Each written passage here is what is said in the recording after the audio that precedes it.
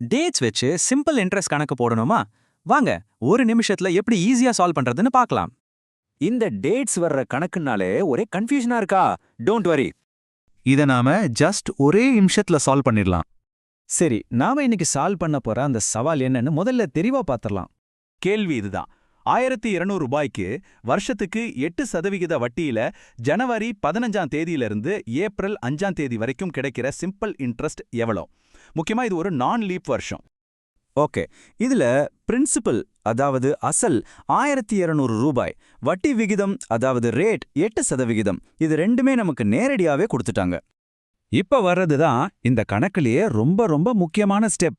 அதாவது நாட்களை சரியா கணக்கிடுறது. நிறைய பேர் இங்க தான் மிஸ்டேக் பண்ணுவாங்க.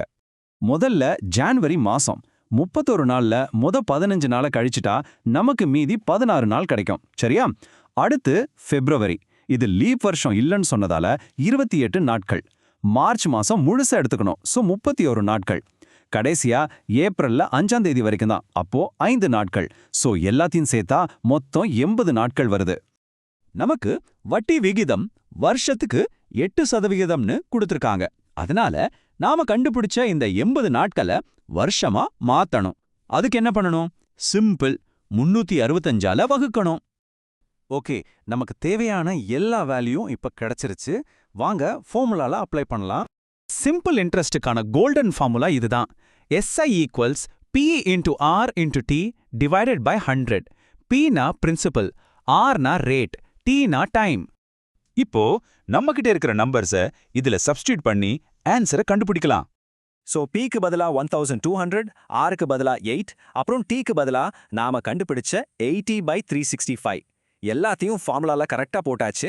இத சிம்பிளிஃபை பண்ணா நமக்கு கிடைக்கிறது 7680 டிவைடட் பை 365. ஃபைனலா இதை டிவைட் பண்ணா நம்ம ஆன்சர் கிட்டத்தட்ட 21.04. அவ்வளவுதான். பாத்தீங்களா எவ்வளவு சிம்பிள்னு? இனிமே டேட்ஸ் வச்சு வர்ற எந்த சிம்பிள் இன்ட்ரெஸ்ட் கணக்கையும் நீங்க ரொம்ப நம்பிக்கையோட சால்வ் பண்ணலாம்.